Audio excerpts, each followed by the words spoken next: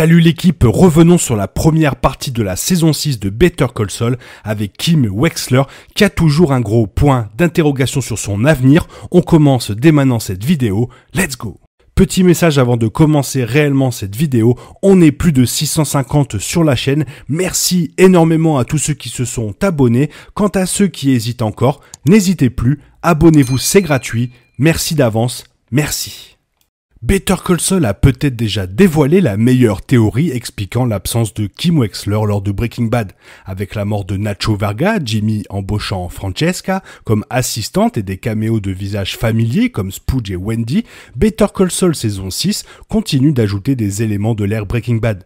Hélas, la question de Kim Wexler est pour l'instant non résolue.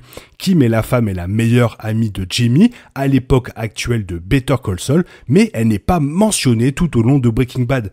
Son statut et sa localisation restent le point d'interrogation le plus troublant de Better Call Saul dans la saison 6. Alors on le sait tous et on va pas se mentir, la mort attend à chaque coin de rue dans l'univers fictif imbibé de sang de Vince Gilligan. Donc Kim est loin d'être assurée d'atteindre vivante le final de Better Call Saul.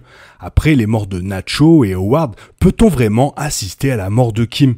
Parce que si elle meurt, ça ferait vraiment beaucoup de morts dans cette dernière saison. Tandis que certains pensent qu'elle se cache dans l'ombre et dirige secrètement Saul Goodman et associés. On en parle tous ensemble depuis un moment dans les commentaires des vidéos sur la chaîne, même si certains ne sont pas dans le même camp. Kim se retrouve maintenant avec un cadavre sur le sol de son salon et ça pourrait changer complètement sa manière d'être à l'avenir, assez pour qu'elle embauche Ed, le réparateur d'aspirateurs qui vous fera disparaître moyennant des frais élevés. La théorie de Kim utilisant cette fameuse carte fait un énorme bond en avant dans Axe and Grind de Better Call Saul saison 6.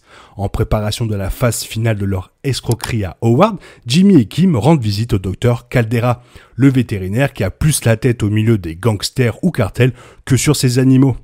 Ayant appris à bien connaître Jimmy au cours de Better Call Saul, Caldera montre à l'avocat son livre noir de contact avec la pègre, une ruche de méchanceté bien remplie en premier lieu. Bien que chaque entrée soit codée, à l'intérieur du livre se trouve une carte de visite pour le meilleur atelier de réparation d'aspirateurs de Ed, marquant la première fois que ses futurs associés ont été directement connectés par la chronologie préquelle de Better Call Saul.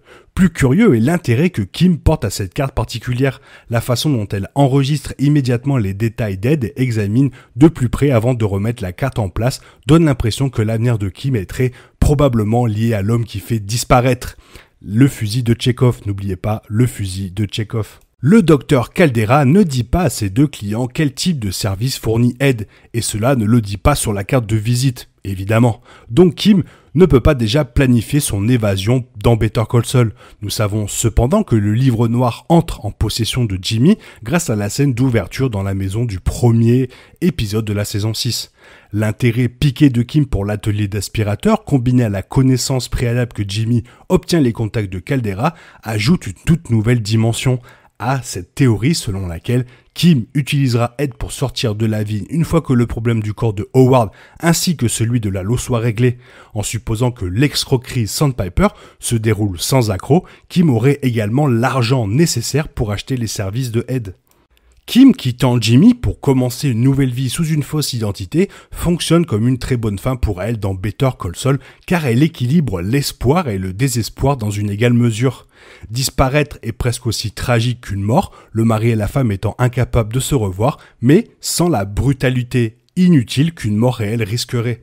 Kim s'enfuyant vers des contrées inconnues laisse également une lueur d'espoir pour la chronologie d'après Breaking Bad avec John Takovich.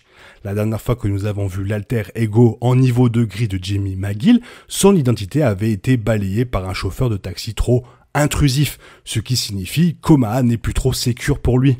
Peut-être qu'il y a encore une chance que Jimmy et Kim puissent se réunir et vivre heureux pour toujours dans un futur post-Breaking Bad ou pas.